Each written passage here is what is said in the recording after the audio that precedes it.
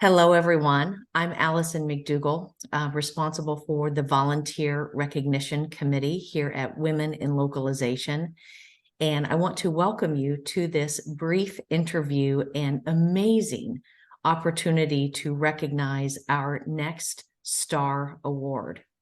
For those of you who are familiar with the STAR Award, you know that this is one of the paramount recognitions of our beloved organization, Women in Localization. And today represents a very, very special opportunity. Today, I am here with Tetiana Struck, who is joining us from Lviv, Ukraine. We're going to hear from her in just a few moments, but just to set the stage today, the STAR Volunteer Recognition is a recognition that we at Women in Localization do twice annually. And today represents just an amazing opportunity to recognize this incredible volunteer and leader within our organization. Interestingly, she and I have been in the industry for about the same number of years, and we've never crossed paths until this award over the past couple of weeks. So not only am I just very, very grateful to have gained a new friend and colleague in the industry, but I have to say that today's interview represents one of the highlights of my own career. So today I bring you Tetiana Struck. Hi, Tetiana. So thrilled to be with you today. Hi, Alison. Thank you for having me here today. It's really such an honor.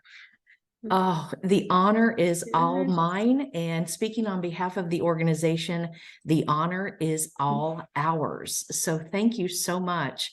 And congratulations again on this amazing award, which really is a culmination of several nominations from your colleagues across the organization.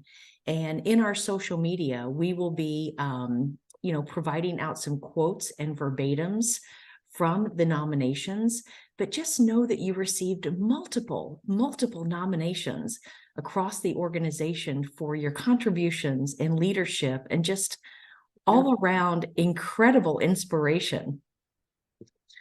It's really, I feel so much gratitude for that because it impresses me really so much. Really, it's honor. It's honor. Absolutely. Well, take us back, Tetiana. How did you first get involved with Women in Localization? So, well, I vividly remember that moment when my journey with Women in Localization started. It was at one of the conferences like years ago, Gala or Lockworld. And during the lunch, I saw the table with really nice ladies with colorful sign of Women in Localization. And there was such a vibrant atmosphere at that table that I decided to approach. Though I was not a member, but like I decided, I'm a woman, I'm in localization, so I'll approach. And I was warmly invited to join the table and this conversation. And this energy was so contagious that I instantly felt this sense of belonging. I knew I found my people, so I took it as a mission to start a chapter in Ukraine because I also know that we have a lot of these bright women here in the industry, and I wanted to bring more. So it appeared that it was not only my mission, and the great team that shared all my enthusiasm found each other really very quickly. Now we waited for a couple of years to start the chapter and started it just in the middle of pandemic, but actually it was worth it, and so nothing prevented us from organizing like number of various events and workshops and mentoring program. And the main thing here is that I enjoy every moment of being here, being with Women in Localization. Well, it shows. And of course, you're hitting on some of the key concepts behind our just ongoing momentum and success, right? Shared vision, energy, sense of belonging. I love it all so, so much. And just amazing that you decided to do all of this, not just in the middle of a pandemic, but also, of course, in the middle of a war, which we'll come on to in just a moment. But talk a little bit about the impact that Women in Localization has had both on your career as well as in your life in general. Uh, yes. Well, when I think about my journey with women in localization, I want to get back to this word of belonging, because it is the main word here. It's really great to be a part of this vibrant community of women, of people who share this passion for localization, for professional growth, for my values in general. Mhm. And this sense of belonging is really palpable here. And you want to be an active participant, just it's unavoidable. And of course, through various events, I had this privilege to be connected with this talented and inspiring women. As a chapter manager, I had this honor to lead the local community of professionals, and together we try and create a space where everyone feels included and valued.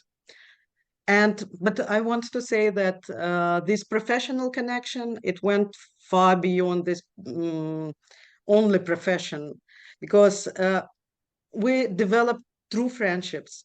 It is a source of like constant support, and probably it felt the best way during the first months of war, when I got really like literally dozens of messages from members. Somebody, I don't know some people, but they sent me words of support. They sent me their phone numbers and addresses in case we need to leave the country, and were ready to accept me and my family. And I have a large family at their homes.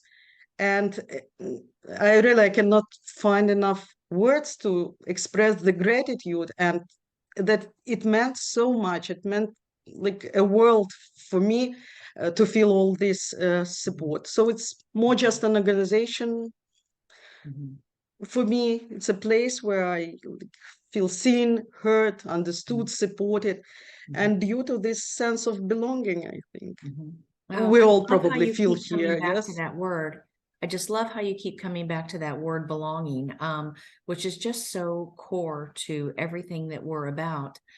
The situation that you're in is something that most of us, if we're honest, most of us have a really challenging time really thinking about walking in your and your chapter members' shoes. Talk to us about some of the challenges in leading the Ukraine chapter during these challenging times in this war-torn area. Yeah. Of course, this leading of chapter during the war comes with its own challenges, and nobody, of course, was prepared to them. Nobody was trained anywhere. Like, but this resilience and determination of our members is truly inspiring. It is something where I find additional strengths and support. So we all face like every person here faced significant changes in their lives. Many had to leave the country, find their ways to settle in these countries, or like here in Ukraine, we live with air alarms, power cutoffs, and things like that, like on a daily basis. And of course, one like of the main challenges is this uncertainty that accompanies such a living, Mhm. because it's not easy to plan anything, to plan events, organize activities, when the situation can change like any moment. And Mhm. we have to be adaptable, ready to adjust to today. Like we are talking after the massive attack on my city last night. People were killed, hundreds left without homes. Like really, everybody is very stressed. And of course, you don't plan that such things could happen to you. And of course, you can't plan that such things won't happen to you when you are here. But luckily here And you yet, are after talking to this each other. massive attack last night, here you are carving out time for this interview with me. I'm so humbled. Yes, it's because life goes on. Mm, Life goes on. And it's also about how our chapter works, that despite all the obstacles, mhm, for example, our leadership team managed to keep our weekly meetings going on. We had one this morning. And this gathering for us are like a safe space, come together, share experiences, support each other. mhm. And what we think that is we may not have control over these external Right. circumstances, yes, like nobody can. But not even people who are at war, but like everywhere. But we can like, control how we support each other, how we keep this community that actually empowers us. Mhm, And we also make plans for future, and we like absolutely refuse mhm, to let the difficulties of this awful present, mhm. hinder our vision of for better tomorrow. Yeah, resilience Yes. and perseverance. Tatiana, forgive my naivete here, but are there any opportunities for the chapter to meet in person in current times or no? Yes, a couple of weeks ago, ladies who are abroad actually met in Poland. So one of them, Tatiana, she came from Austria. Others were in Poland. Somebody came from Germany. So they met and had nice time, sent us photos, and Mhm. we also sent photos from our homes to Love them. it. So it was an illusion to personal meeting. I love that. I love that. So back to this amazing Star Award. How is this award going to shape you moving forward?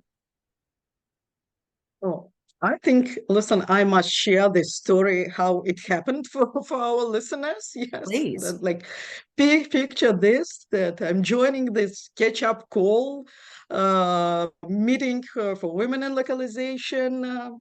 Just little did I know that this meeting would hold such a remarkable surprise as two presidents of Women in Localization announce that I have been nominated for Star Award. I really could hardly describe my emotions, my gratitude, my joy, and this recognition from really such an esteemed community is an incredible Carrie and I honor. had so much fun with you on that call. Talk about Yes. a top secret mission. That was a top secret mission to get you onto that call. So much fun. That's why I also wanted to share just to fix these emotions. And like it's Star Award in volunteering, and here in Ukraine during this wartime, we witness the unique role of volunteering because people are doing Oh, incredible things. Like it's impossible to see like people continuously are doing, not stopping to help each other. And like receiving this award for me is not a not only a personal achievement, much more. mhm. It's such a reminder that the impact we can make when we come together for a shared purpose is really huge. And professionally, it also opens new doors and opportunities.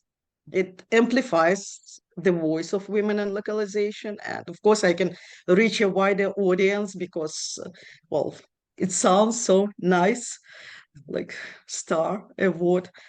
And of course, it's not just about me, this award. It's the celebration of this unique resilience and dedication shown by our chapter team because it couldn't happen without them. Oh, that is just perfectly said. And I have every confidence that you will be paying this forward 1,000 times over. And of course, we're going to be amplifying this interview. We're going to be amplifying this award and all of the goodness associated with it. And of course, your beloved chapter members. As we wrap up today, Tatiana, what is some parting advice or inspiration that you would like to leave with our volunteers and members around the world? Well, thank you, Alison, for this opportunity to share my words with all members, because it's such an honor to stand alongside with these remarkable women in this industry. And we all know what it takes to be here, especially like with our like No, we years in don't. the We don't know industry. what it takes to be there. We can only imagine. But we know our story. So there are great stories behind like every woman in women in localization and in this industry. So what I would like to say is like we need to believe in the power of our words, in our story, in the value of our contributions, and never underestimate this potential to make a difference. This could be major things, this could be like minor things. Today, I just recall the story that a couple of years ago at one of the Ukrainian conferences, I was approached by a woman who told me, Tatiana, thank you. Like on the 19th of December, you changed my life. I was a bit embarrassed, because she was a total stranger. Like, and I wondered whether I changed it to best. But yes, she was smiling, so she was glad. And it appeared that on that day, on that 19th of December, I still remember that day, she took the courage to write me for recommendations on what to do to enter a simultaneous interpreting field. And what I did actually, that I told her that, sorry, I'm not a specialist in it, but connected her with a specialist, a renowned Ukrainian interpreter, and she helped her. So at that conference where we met, she actually was doing her first public simultaneous interpreting. And now she's interpreting Biden and Zelensky. So, like even if your contribution is tiny, because I think I did nothing absolutely, but for somebody, it could be a life changer. So we should like also remember that we are not alone in this journey, and together we can do amazing things. And we are all here to empower each other and to support each other. And I want to thank everyone for being together on this incredible journey. Amazing. And I think you just summarized all of this work so perfectly. Never underestimate the ability to make a difference. Okay, Tatiana, thank you so, so much for your time today. Your humility, your resilience, your perseverance, your shining star qualities are just what makes Women in Localization the amazing organization that it is. So thank you so, so much. And congratulations again on winning this amazing award. Thank you to our star Thank you. volunteer, Tatiana. Talk to you soon. Okay.